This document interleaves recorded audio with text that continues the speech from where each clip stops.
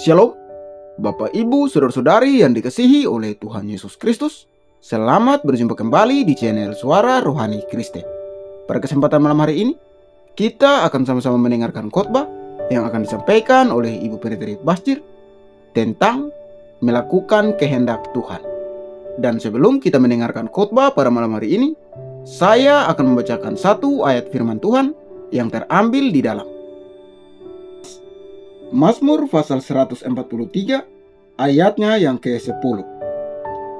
Ajarlah aku melakukan kehendak-Mu, sebab Engkaulah Allahku.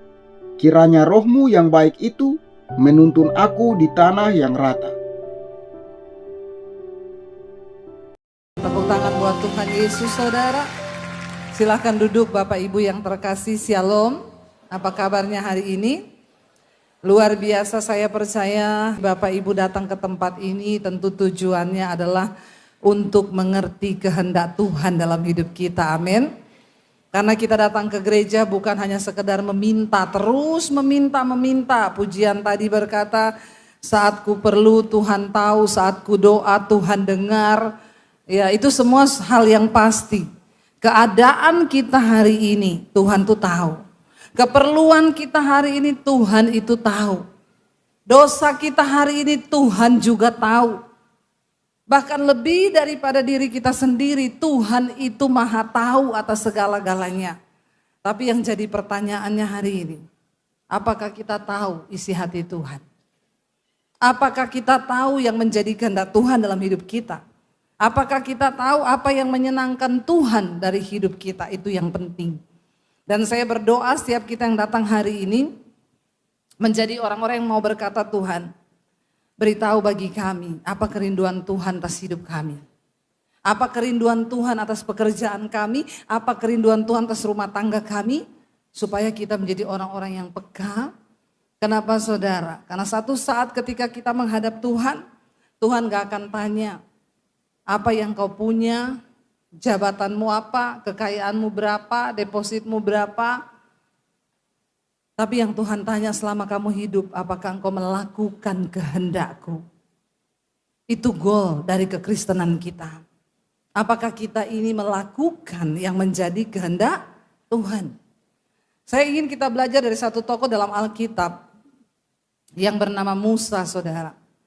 Musa seorang yang dipakai Tuhan untuk membebaskan bangsa Israel dari perbudakan di Mesir. Dan kalau kita tahu sejarah dari bangsa Israel, ya, saya pengen tanya hari ini, siapa yang tahu sejarah bangsa Israel? Ada yang tahu? Yang tahu dapat sepeda.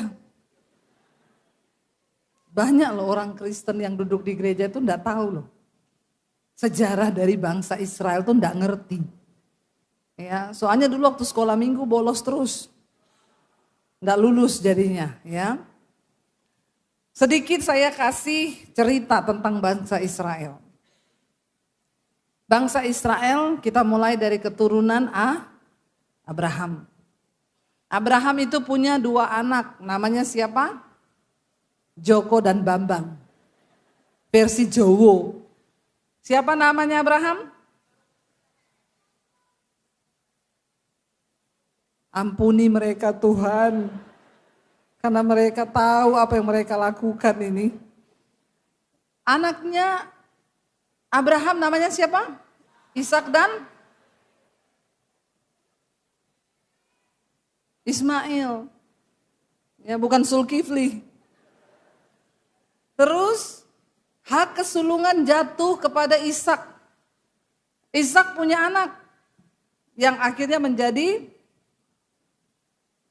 cikal bakal dari bangsa Israel. Nama anaknya Ishak siapa? Yakub dan Esau. Hak kesulungan jatuh ke tangan Yakub. Satu malam Yakub bergumul dengan Allah. Dan dia berkata, jangan lepaskan aku sebelum engkau memberkati aku. Dia bergumul dengan Tuhan. Aku tidak mau Tuhan, engkau pergi tanpa memberkati aku. Dan akhirnya sejak saat itu Tuhan berkata, namamu akan disebut dengan Israel. Dan kita tahu anak dari Yakub ya akhirnya menjadi 12 suku Israel. Ketika itu Yusuf dibuang oleh keluarganya dan akhirnya Yusuf sampai di Mesir. Di Mesir Yusuf jadi budak di penjara, lalu dia menafsirkan mimpi dari Raja Fir'aun. Dia berkata pada Fir'aun, arti mimpimu itu akan datang 7 tahun masa kelimpahan. Dan setelah itu akan datang 7 tahun masa kelaparan. Jadi ketika masa kelimpahan itu engkau harus menabung, bikin lumbung di gudang, simpan sebanyak-banyaknya hasil tuayan di masa kelimpahan itu. Supaya ketika datang masa kelaparan 7 tahun engkau tidak akan mengalami kekurangan. Dan Raja Firaun berkata, karena engkau yang dapat hikmatnya, aku angkat kau jadi Perdana Menteri di Mesir. Engkau yang harus menjalankan strategi itu. Dan Yusuf memerintah menjadi pejabat di Mesir. Dan benar 7 tahun kemudian terjadi masa kekeringan. Alkitab berkata terjadilah masa kekeringan dan kelaparan yang begitu hebat yang belum pernah ada di seluruh bumi. Dan hanya di Mesir yang ada gandum dan jelai. Lalu Yakub suruh anak-anaknya untuk pergi beli gandum di Mesir. Waktu mereka beli gandum, Yusuf mengenali mereka. Tapi mereka udah tidak kenal sama Yusuf. Karena Yusuf sudah pakai jubah kehormatan. Yang terawat dan yang tidak terawat memang beda. Yusuf kenal keluarganya karena gak ada perubahan. Tapi mereka sudah tidak kenal Yusuf yang penuh dengan kemuliaan diangkat Tuhan. Karena keluarganya ini dulu penuh iri hati, kedengkian, mereka buang Yusuf. Ketika Yusuf mengaku, aku adalah Yusuf, keluargamu yang dulu kau buang. Mereka ketakutan, mereka pikir Yusuf akan hukum mati mereka. Tapi Yusuf memeluk mereka dengan air mata dan berkata, Tuhan yang mengizinkan semuanya, supaya aku bisa pelihara kalian ketika kalian dalam masa kelaparan. Lalu Yusuf bilang sama keluarganya, kamu pulang jemput papa. Angkut semua mereka ke sini, tinggal sama-sama Ucup. Yusuf nama kerennya Ucup. Dan akhirnya bapaknya dibawa ke Mesir. Dan Alkitab berkata bangsa Israel, bangsa yang diberkati karena mereka keturunan Abraham. Mereka beranak pinak di Mesir 400 tahun, mereka menjadi bangsa yang besar dan disertai Tuhan. Mereka menjadi kaya. Lalu matilah Yusuf dan matilah Fir'aun. Naik Fir'aun yang baru. Dan Fir'aun yang baru melihat kenapa bangsa ini sudah menjadi besar di negeri kita. Tidak bisa kita biarkan mereka ini. Nanti mereka akan bertambah besar bahkan menguasai kita. Lebih baik kita jadikan mereka budak kerja paksa. Dan semua bayi laki-laki yang lahir dari keturunan Ibrani harus dibunuh supaya tidak ada keturunan. Dikeluarkan perintah itu saudara. Pada masa itu, pada zaman itu lahirlah Musa. Dan ketika Musa lahir ibunya melihat betapa cakep bayi ini. Kasihan kalau sampai dibunuh. Dia buat peti dari kayu, dilapisi dengan daun papirus itu supaya enggak dimakan buaya. Karena buaya takut sama daun papirus. Buaya air bukan buaya darat. Lalu ketika dihanyutkan di sungai Ciliwung. Di mana dihanyutkan di sungai? Di sungai apa?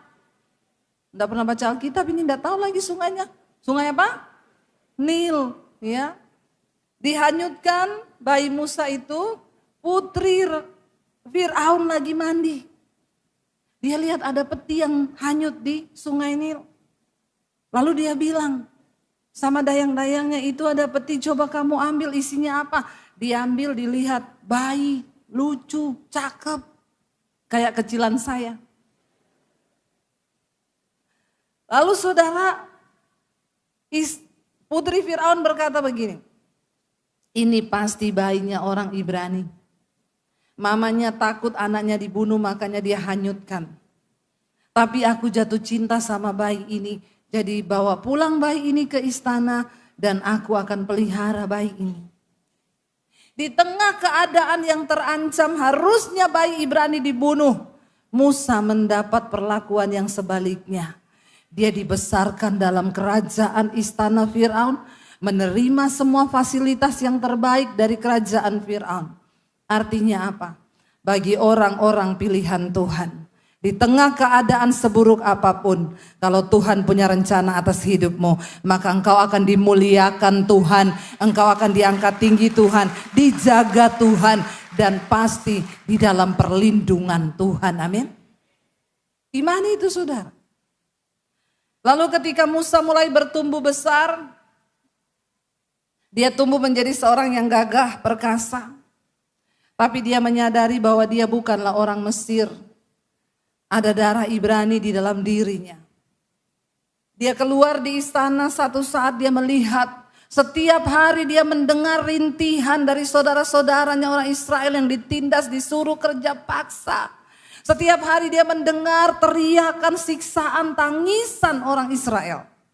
Satu saat ketika dia melihat orang Mesir lagi pukul bangsanya, jiwa satrianya muncul saudara. Dan akhirnya dia pukul orang Mesir itu, Alkitab berkata hingga mati. Dia kubur di pasir, tetapi ada yang melihat, lalu dia dilaporkan kepada Firaun bahwa Musa orang Ibrani itu membunuh orang Mesir. Lalu Firaun berkata, bunuh Musa, temukan dia dan bunuh dia. Musa melarikan diri dari Mesir sampai ke negeri orang Midian. Makanya kalau punya duit, ayo pergilah ke Israel. Jangan cuma jalan-jalan ke Eropa. Pergi ke Israel biar tahu itu keadaan dan cerita sejarah di tanah itu pernah terjadi peristiwa-peristiwa. Dari Mesir menuju perbatasan ke Israel itu 9 jam naik bus. Jadi bayangkan waktu itu Musa berjalan sejauh mungkin dia melarikan diri. Sampai ke negerinya orang Midian. Waktu dia sampai di sana dia ketemu ada anak-anak gadis yang mau dijahatin oleh perampok. Musa tolong anak-anak gadis itu. Anak-anak gadis ini pulang ke rumahnya dan mereka bilang sama papahnya, "Pah, tadi kami mau dijahati orang. Tapi ada seorang pemuda Mesir yang menolong kami, namanya Musa." Namanya siapa anak-anak? Saya berasa mengajar di sekolah minggu. Karena pada gak lulus sekolah minggu ini. Kalau diceritakan tertarik toh? Kalau baca malas enggak? Ya wes saya ceritakan ini. Tapi jangan ada yang tidur. Ya orang tua tolonglah kau dongengkanlah anak-anakmu tiap malam tuh dengan firman Tuhan. Amin ibu-ibu. Sebelum tidur ceritakan sama mereka tuh tentang Alkitab, ceritanya Musa. Ya itu menarik loh kalau orang tua yang menceritakan. Lalu akhirnya anak-anak Yitro ini pulang dan berkata, "Papa, tadi kami mau dijahati. Tapi ada pemuda Mesir yang menolong kami, dia baik hati." Lalu Yitro berkata sama anak-anaknya, "Kenapa enggak kalian sekalian ajak dia dinner di rumah kita?" Lalu anak perempuannya, "Oh boleh ya Pak, boleh." Mereka pergi keluar mendapati Musa dan berkata, "Kamu diundang papaku untuk dinner di rumah malam ini." Musa datang. Orang itu kalau berjalan dalam rencana Tuhan, Tuhan akan pertemukan. Musa dapat mertua kaya. Yitro seorang imam di Midian, hamba Tuhan, tapi dia juga pengusaha kaya. Dia punya peternakan besar. Dan Musa langsung ketika Yitro melihat Musa, Yitro bilang, "Aku serahkan anakku yang tua namanya Sipora, silahkan kau menikahi dia." Lumayan kan, lari, malah dapat istri. Berjalan bersama Tuhan itu luar biasa. Yang muda-muda, jangan kau cari-cari istri menurut pikiranmu sendiri. Tapi berserah kepada Tuhan. Nanti Tuhan ketemukan yang terbaik. Pengen gak punya mertua peternak? Setidaknya kalau bukan ternak kambing dan domba, peternak babi atau ayam toh. Lumayan sekarang. Lalu dinikahkan, Alkitab berkata maka menikahlah Musa dengan Sipora, punya anak. Maka Musa menemukan kenyamanan hidup. Bukankah ini yang sekarang dicari semua orang? Punya mertua, peternakannya besar, mertua kaya, dapat istri cantik, punya anak, tinggal kerja ikut mertua, nyaman toh? Nyaman enggak? Saudara pengen gak seperti itu? Yang pengen seperti itu angkat tangan. Enggak ada. Pengen dapat mertua miskin? Pengen hidup nyaman? Yang pengen hidup nyaman angkat tangan. Ini saya tahu ini yang angkat tangan ragu-ragu karena dia tahu nih Bu Debbie menjebak atau tidak ya. Saya bisa membaca pikiranmu. Jujur secara manusia kita semua pengen nyaman enggak? Baru ngomong amin, ya nyaman. Dari tadi kayak ngaku. Semua manusia itu pengen kenyamanan. Kenapa kau sekolah tinggi-tinggi? Supaya kau dapat ijazah, kau bisa cari kerja, dapat duit banyak, hidupmu nyaman toh? Sampai beberapa orang berkata, iya Bu saya mending menikah sama orang kaya. Enak, nangis di Paris, galau di New York. Menderita di atas Mercy, pret. Ya, itu. Dunia sekarang sedang menuntut kita, membawa kita kepada keadaan yang nyaman. Karena manusia itu enggak suka yang enggak nyaman. Tapi untuk melakukan kehendak Tuhan, seringkali memang tidak nyaman. Selalu kehendak Tuhan itu bertentangan dengan kehendak manusia. Kita pengen semua nyaman, usaha sukses, tidak ada tantangan, semua mulus. Tapi percayalah, seringkali kenyamanan membuat kita tidak peka dengan suara Tuhan. Seringkali kenyamanan membuat kita tidak peka dengan visi Tuhan atas hidup kita. Musa menjalani kehidupan di dalam kenyamanan 40 tahun. Dia sudah tidak peduli dengan keluarganya di Mesir. Dia nggak peduli nasib mereka. Dia nggak pernah dengar teriakan mereka. Dia tidak pernah lagi mendengar siksa mereka. Dia nggak pernah melihat mereka dipukuli. Dia bilang yang penting aku nyaman. Peduli amat dengan kepentingan Tuhan. Bukankah itu terjadi hari-hari ini? Kita semua hanya hidup untuk memenuhi kebutuhan kita, memuaskan hawa nafsu kita, memuaskan semua keinginan-keinginan kita. Dan betapa sering kita melupakan kehendak Tuhan di dalam hidup kita.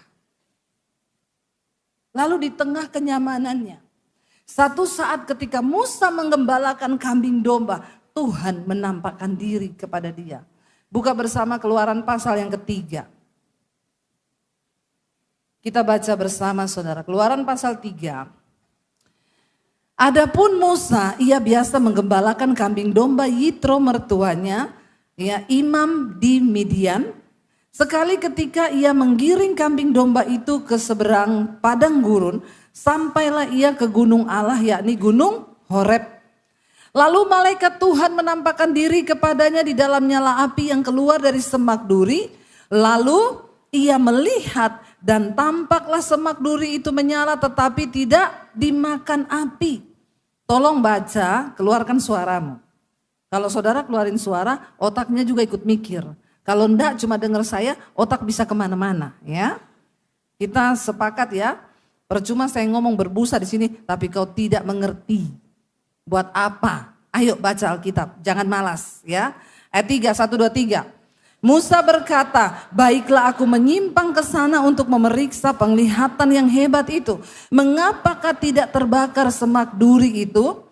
Ketika dilihat Tuhan bahwa Musa menyimpang untuk memeriksanya, berserulah Allah dari tengah-tengah semak duri itu kepadanya, Musa, Musa. Dan ia menjawab, ya Allah. Lalu ia berfirman, janganlah datang dekat-dekat, tanggalkanlah kasutmu dari kakimu, sebab tempat di mana engkau berdiri itu adalah tanah yang kudus. Lalu ia berfirman,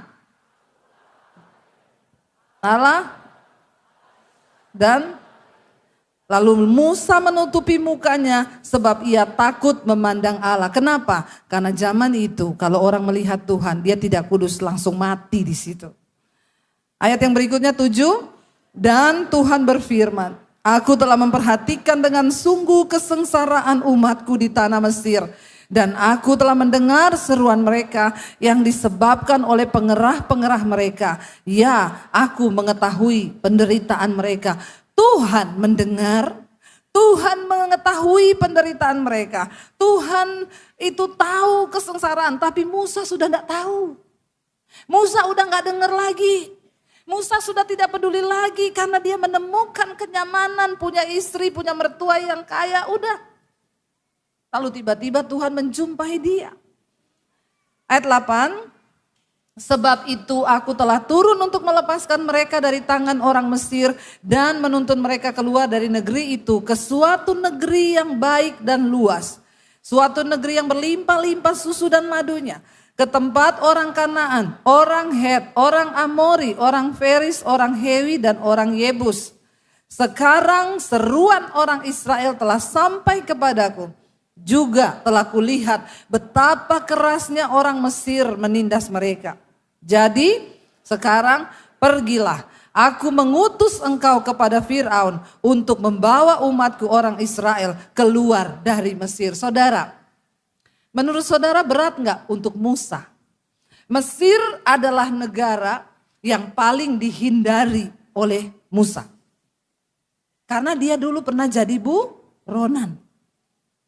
Kira-kira kalau dia disuruh balik ke sana, pasti ada trauma. Ya, seringkali yang terberat bagi kita, seringkali itu yang dipengeni Tuhan. Apa yang terberat bagimu hari ini? Apa yang begitu takut untuk engkau lepaskan, untuk engkau hadapi? Ya, Tuhan berkata, Musa kau pergi ke Mesir, ketemu Fir'aun untuk minta bebaskan bangsa itu. Lalu apa yang Musa bilang sama Tuhan? Kita baca ayat 11. Tetapi Musa berkata kepada Allah, siapakah aku ini? Maka aku yang akan menghadap Fir'aun dan membawa orang Israel keluar dari Mesir. Apa maksudnya Musa bertanya di hadapan Tuhan, siapa aku ini? Musa sedang mengingatkan Tuhan, kau ingat enggak masa laluku? Aku ini buronan di Mesir, aku ini enggak mau balik ke sana. Siapa aku? Aku ini bunuh orang Mesir. Dengar baik-baik, Tuhan tidak peduli seberapa kelam masa lalumu. Kalau Tuhan mau pakai hidupmu, tidak ada perkara yang mustahil bagi Tuhan. Amin, saudara. Jangan terlalu peduli dengan masa lalu. Yang Tuhan lihat tuh hari ini.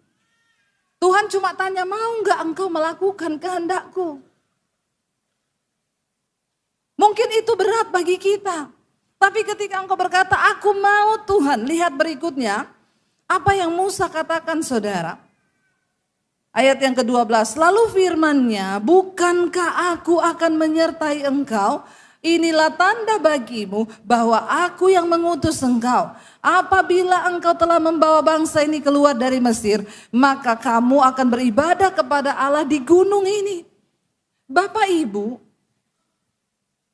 satu yang Tuhan bilang, aku gak mau peduli masa lalumu. Satu hal jaminanku Tuhan bilang, aku menyertai engkau.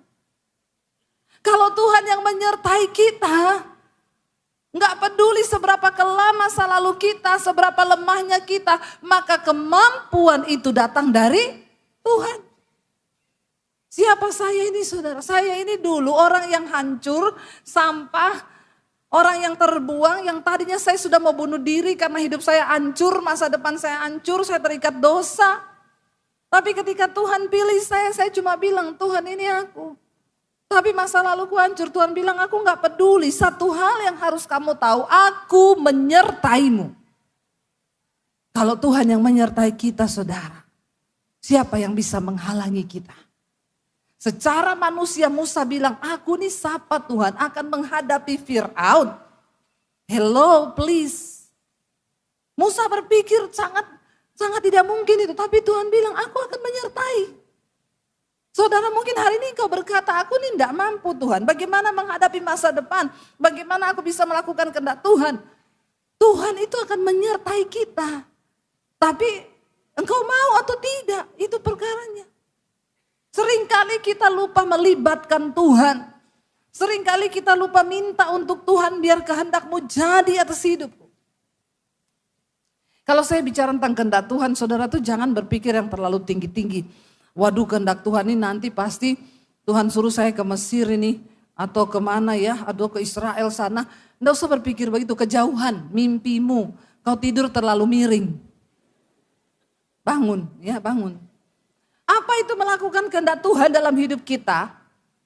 Contoh yang simpel, suami istri, waktu kau berantem, waktu kau bertengkar, kehendak Tuhan itu cepat-cepatlah kau berdamai, jangan bertengkar. Tapi kehendak setan itu lawan. Tuhan bilang damai, setan bilang lawan. Saudara lakukan apa? Damai atau lawan? Jujur, nggak usah sok rohani. Damai, padahal 3 hari 3 malam gak bicara. Banyak orang Kristen begini. Suami istri Kristen banyak begini duduk di gereja. Tapi gak bicara 3 hari 3 malam kalau berantem. Maka kau sedang melakukan kehendak setan.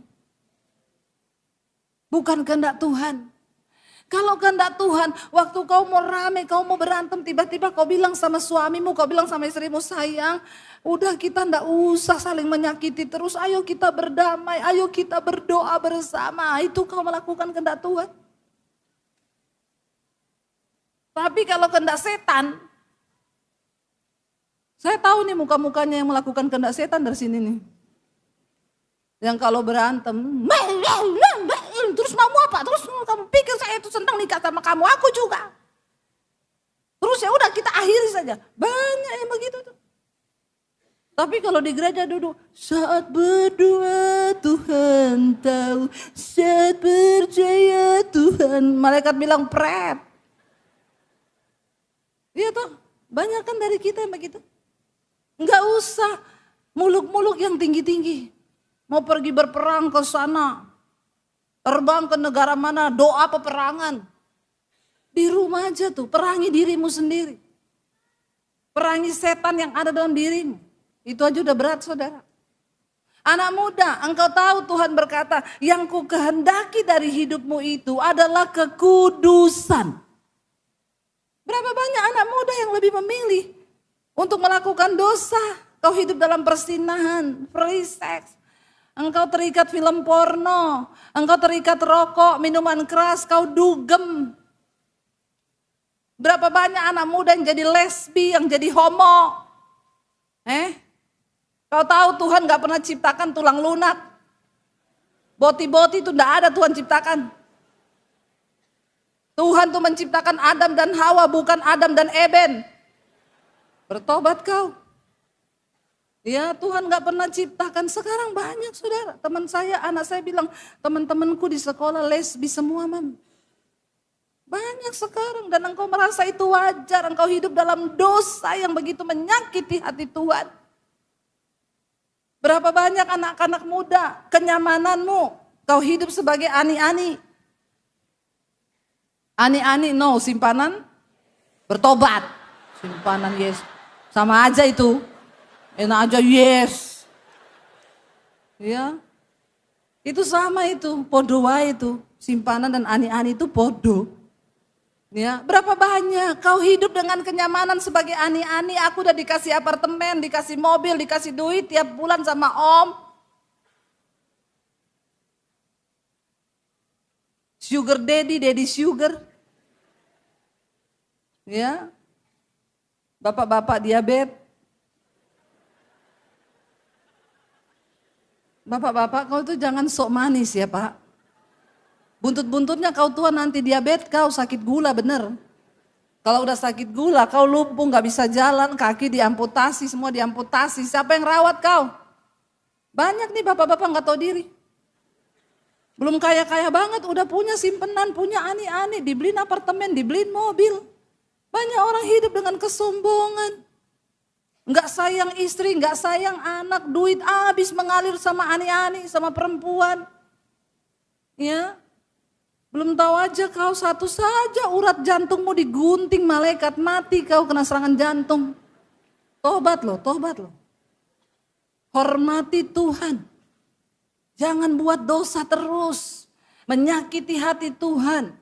Anak-anak muda, ketika Tuhan suruh kau bertobat, tinggalkan rokok, tinggalkan minuman keras berat, tapi bilang, Tuhan, aku mau melakukan kehendak-Mu. Toh kau tidak seperti Musa disuruh pergi hadapi Firaun toh.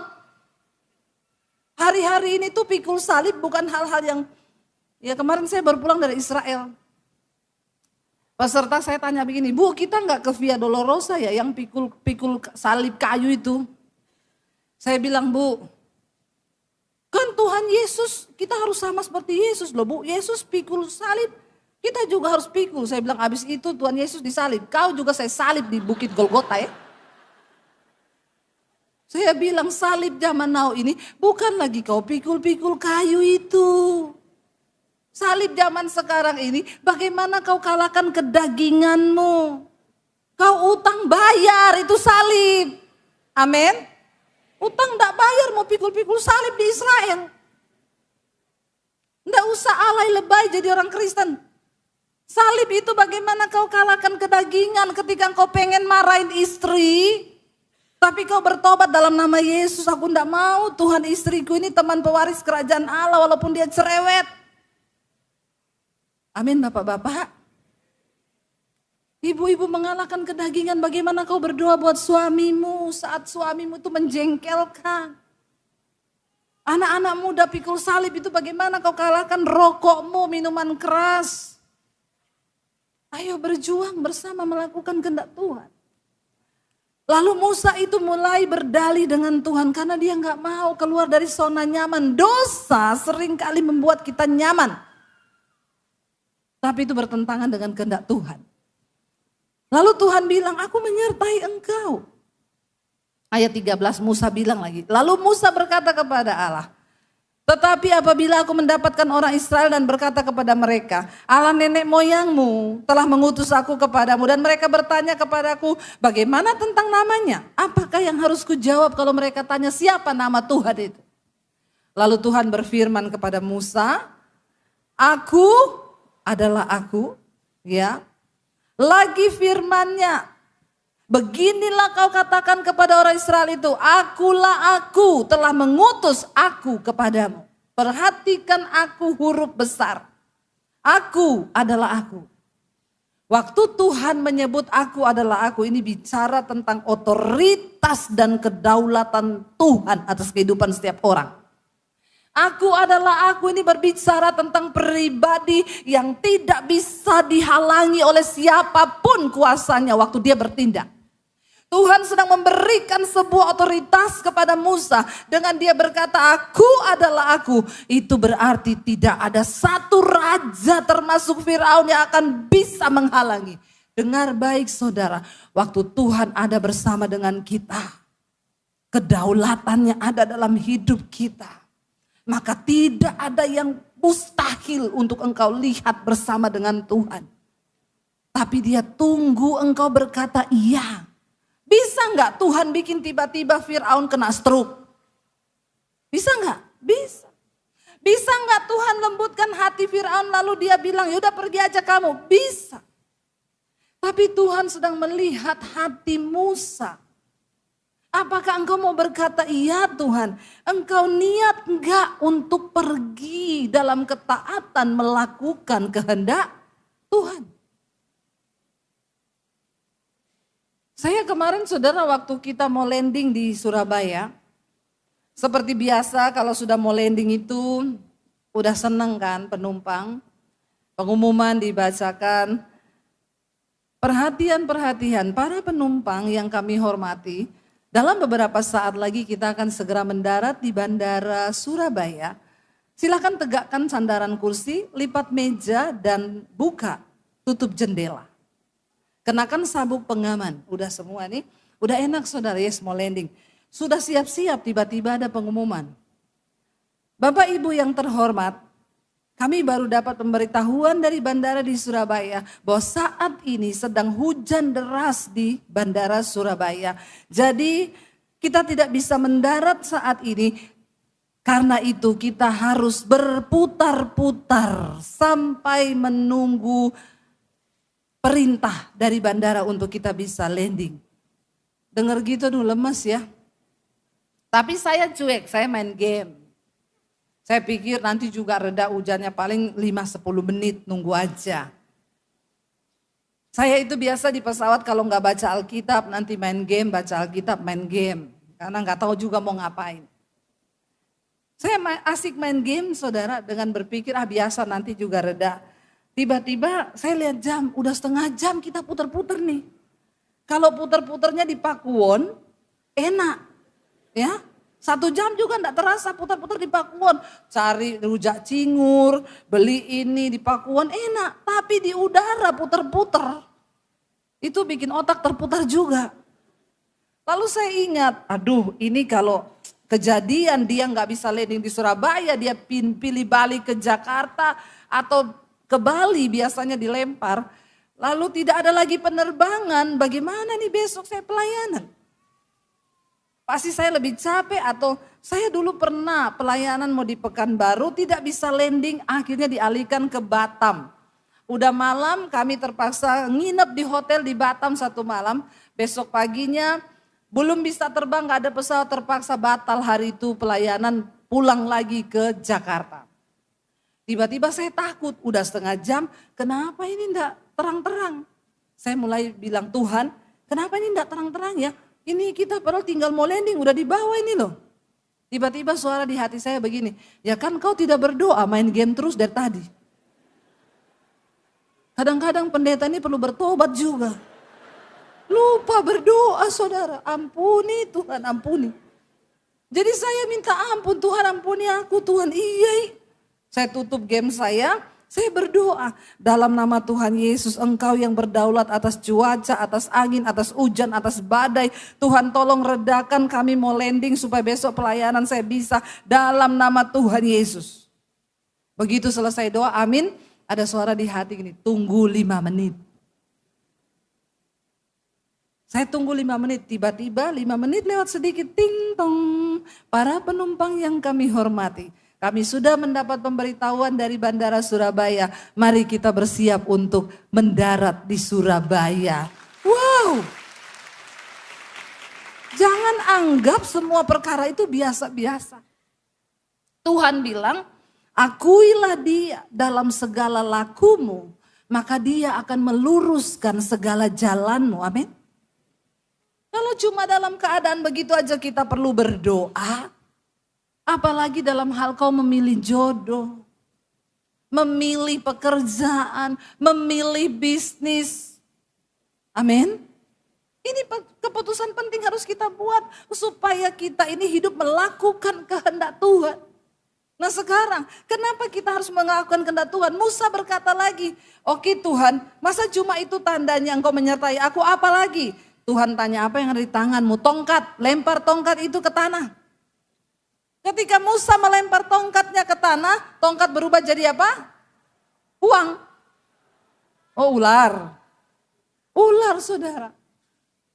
Lalu Musa takut, Tuhan bilang jangan takut, pegang ekornya. Ketika Musa pegang ekornya, ular itu berubah kembali menjadi tongkat.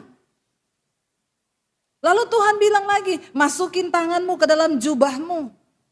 Musa masukin, keluarkan, dia keluarkan, kena kusta semua. Tuhan bilang masukin lagi, dia masukin keluarkan lagi, sembuh. Tuhan bilang cukup itu. Aku akan mengadakan tanda-tanda mujizat. Musa ngomong lagi, Tuhan tapi aku ini kan berat lidah, aku ini tidak bisa ngomong. Alasan terus Musa ini. Sama kayak kita juga kan. Lalu Tuhan bilang begini, Musa, siapa yang menciptakan mulut untuk bicara? Siapa yang menciptakan lidah manusia? Siapa yang menciptakan mata untuk melihat? Telinga untuk mendengar? Bukankah aku Tuhan? Kan aku yang menciptakan, aku yang bisa melakukannya. Akhirnya Musa menyerah dan berkata, baik Tuhan.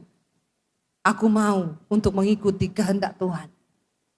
Kita tahu cerita akhirnya nanti ada mujizat tulah demi tulah Tuhan lakukan supaya orang Mesir melihat bahwa Allah Israel itu Allah yang berkuasa.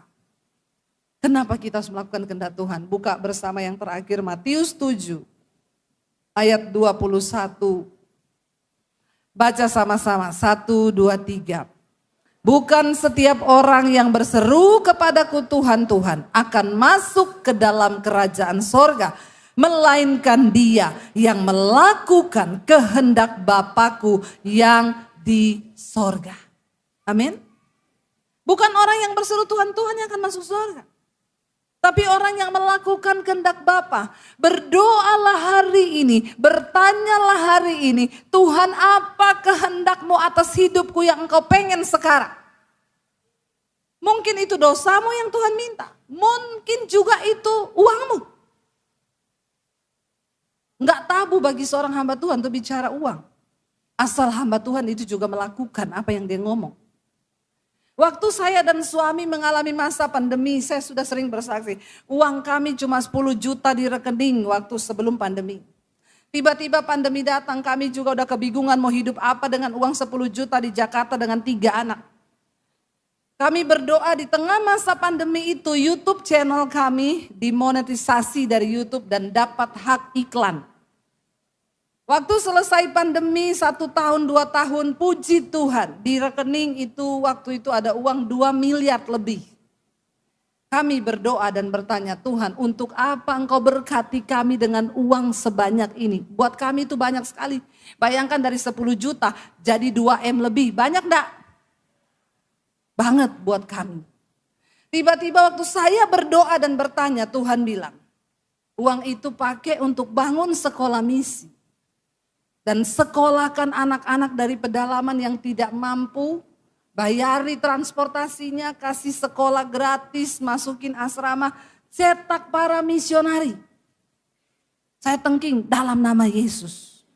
Ini setan pasti. Begitu juga saudara toh. Kalau sudah bicara duit sama Tuhan, bahaya ini. Tapi Tuhan teguhkan hati kami berdua bergumul berat. Akhirnya kami sepakat, iya semua yang kita dapat toh memang dari Tuhan. Untuk apa? Pasti ada rencana Tuhan, dia memberkati hidup kita. Karena ketika berkat itu kita pakai hanya untuk memenuhi kebutuhan, keinginan daging terus tidak akan pernah ada selesainya daging kita. Enggak ada selesainya. Satu saat ketika kita mati dengan uang yang ratusan miliar di rekening, Tuhan akan tanya saudara. Takut juga saya. Akhirnya kami berdua sepakat. Sekolah itu dibangun malah habis 4M lebih. Tapi apakah kami sekarang menjadi miskin? Tuhan pelihara dan memberkati kami saudara. Karena kita mau melakukan kehendak Tuhan. Desember ini anak-anak misi saya selesai angkatan keempat. Januari masuk angkatan yang kelima. Kalau ada anak-anak muda di sini yang mau menyerahkan hidup, yang muda saja, batas umur 35, supaya bisa dikirim ke pedalaman. Kalau yang tua, jangan nanti masuk angin. Kau jadi pendoa saja di rumah. Tapi yang muda-muda ini, ayo beri hidupmu bagi Tuhan. Macam-macam Tuhan akan bicara dalam kita itu masing-masing. Tuhan punya kepentingan dengan kita pribadi-pribadi. Kenapa saudara? Ayat ini dengan jelas berkata, bukan setiap orang yang hanya berseru Tuhan, Tuhan, Tuhan kepada Kristus yang akan masuk surga. Tapi hanya mereka yang melakukan apa? Kehendak Bapa. Ternyata ini yang akan ditanya kelak. Ketika kita menghadap Tuhan, yang akan Tuhan tanya, sudahkah engkau melakukan kehendakku selama engkau hidup di dunia? Buat apa waktumu kau pakai? Buat apa hidupmu kau pakai? Buat apa tenagamu kau pakai? Buat apa uangmu engkau pakai selama engkau ada di dunia? Semua harus kita pertanggungjawabkan di hadapan Tuhan. Saya berdoa setiap kita boleh mendapatkan perkenanan Tuhan. Makanya lagu tadi jangan cuma nyanyi, saat ku perlu Tuhan tahu. Itu sudah tahu, kita semua Tuhan tahu. Ya, Tuhan sudah tahu, tidak perlu kau nyanyikan, memang Tuhan tahu. Tapi tanyalah Tuhan, apakah kami ini tahu kehendak-Mu bagi kami? Itu yang perlu kita pertanyakan. Bilang sama Tuhan, apakah saat Tuhan butuh kami tahu itu? Atau kami cuma sibuk menghabiskan waktu, hidup, uang, tenaga hanya untuk keinginan-keinginan manusia kami? Saya hari ini kalau mau ikuti keinginan saya udah gak pengen pelayanan-pelayanan jauh-jauh. Enak di rumah di Jakarta, atau saya pelayanannya di YouTube. Saya syuting aja di YouTube. Menikmati rumah, tanaman, menikmati ya dengan dogi yang lucu di rumah, ketawa ketiwi. Lebih enak tuh daripada terbang, cuaca buruk, aduh. Tapi karena itu kehendak Tuhan. Saya harus pergi, saya harus beritakan Injil, saya harus datang. Kadang-kadang tidak enak. Ya kemarin ada yang minta Natal, ibu datang ke Tobelo. Tobelo itu di mana? Ada enggak di peta? Ada ibu. Nanti ibu datang naik pesawat, nyebrang 3 jam lewat sungai, naik speedboat. Tapi nanti kami akan usahakan kalau ada helikopter, waduh kok menakutkan sekali ya. Kalau enggak ya memang naik pesawat, nanti turun, ada lagi nanti ibu ganti pesawat baling-baling, baling-baling bambu ini. Kadang-kadang juga ada takutnya loh saudara. Kita pergi ke daerah-daerah yang kita enggak tahu. Tapi ya itu saya percaya, waktu kita hidup melakukan kehendak Tuhan, maka Tuhan akan bekerja. Dan saya akan puas ketika saya mati nantinya. Saya akan menghadap Tuhan dengan berurai air mata. Dan dia tanya, apakah engkau melakukan kehendakku? Karena saya percaya, untuk setiap masa ada orangnya, untuk setiap orang ada masanya. Catat baik-baik. Untuk setiap masa ada orangnya, untuk setiap orang ada masanya. Kapan waktu saudara? Selama engkau hidup. Karena satu saat waktumu juga akan berakhir. Kita semua akan tutup mata dan akan ada di dalam peti mati. Dan di saat itu kita sudah gak bisa buat apa-apa lagi. Selama Tuhan kasih kita waktu. Saya undang para imam musik maju ke depan. Biar kita mau berkata di hadapan Tuhan, Tuhan kalau aku hidup, aku mau hidup bagimu. Biar hati kami tetap tertuju pada Tuhan. Mata kami tetap memandang kepada Tuhan. Tidak ada satupun yang bisa pisahkan kami dari kasih-Mu dan kehendak-Mu. Apakah itu dosa kami, kedagingan kami, keduniawian ini. Kami mau Tuhan mengerti kehendak Tuhan di dalam hidup kami. Karena itu yang Tuhan mau dari hidup kita saudara. Bangkit berdiri bersama. Bapak, Ibu, saudara-saudari yang dikasihi oleh Tuhan Yesus Kristus, kita telah bersama-sama mendengarkan khotbah yang telah disampaikan oleh Ibu Pendeta Basjir tentang melakukan kehendak Tuhan. Kiranya lewat khotbah yang telah kita dengar pada malam hari ini memberkati setiap kita orang percaya. Sampai jumpa kembali di video-video selanjutnya. Tuhan Yesus memberkati. Mazmur pasal 4. Doa pada malam hari. Untuk pemimpin biduan dengan permainan kecapi Mazmur Daud. Apabila aku berseru, jawablah aku ya Allah, yang membenarkan aku. Di dalam kesesakan engkau memberi kelegaan kepadaku. Kasihanilah aku dan dengarkanlah doaku. Hai orang-orang, berapa lama lagi kemuliaanku dinodai? Berapa lama lagi kamu mencintai yang sia-sia dan mencari kebohongan? Selah. Ketahuilah bahwa Tuhan telah memilih baginya seorang yang dikasihinya. Tuhan mendengarkan apabila aku berseru kepadanya. Biarlah kamu marah, tetapi jangan berbuat dosa. Berkata-katalah dalam hatimu di tempat tidurmu, tetapi tetaplah diam. Selah. Persembahkanlah korban yang benar dan percayalah kepada Tuhan. Banyak orang berkata, siapa yang akan memperhatikan yang baik kepada kita? Biarlah cahaya wajah-Mu menyinari kami ya Tuhan. Engkau telah memberikan sukacita kepadaku lebih banyak daripada mereka ketika mereka kelimpahan gandum dan anggur. Dengan tentram aku mau membaringkan diri lalu segera tidur, sebab hanya Engkaulah ya Tuhan yang membiarkan aku diam dengan aman. Mazmur pasal 5. Doa pada pagi hari. Untuk pemimpin biduan dengan permainan seruling Mazmur Daud. Berilah telinga kepada perkataanku ya Tuhan, indahkanlah keluh kesahku. Perhatikanlah teriakanku minta tolong, ya Rajaku dan Allahku. Sebab kepadamulah aku berdoa. Tuhan, pada waktu pagi Engkau mendengar seruanku. Pada waktu pagi aku mengatur persembahan bagimu, dan aku menunggu-nunggu. Sebab Engkau bukanlah Allah yang berkenan kepada kefasikan. Orang jahat takkan menumpang padamu. Pembual tidak akan tahan di hadapan matamu. Engkau membenci semua orang yang melakukan kejahatan. Engkau membinasakan orang-orang yang berkata bohong. Tuhan jijik melihat penumpahan darah dan penipu. Tetapi aku, berkat kasih setiamu yang besar, aku akan masuk ke dalam rumahmu, sujud menyembah ke arah baitmu yang kudus, dengan takut akan Engkau. Tuhan, tuntunlah aku dalam keadilanmu karena setruku. Ratakanlah jalanmu di hadapanku. Sebab perkataan mereka tidak ada yang jujur. Batin mereka penuh kebusukan, kerongkongan mereka seperti kubur ternganga. Lidah mereka merayu-rayu. Biarlah mereka menanggung kesalahan mereka ya Allah. Biarlah mereka jatuh karena rancangannya sendiri. Buanglah mereka karena banyaknya pelanggaran mereka, sebab mereka memberontak terhadap Engkau.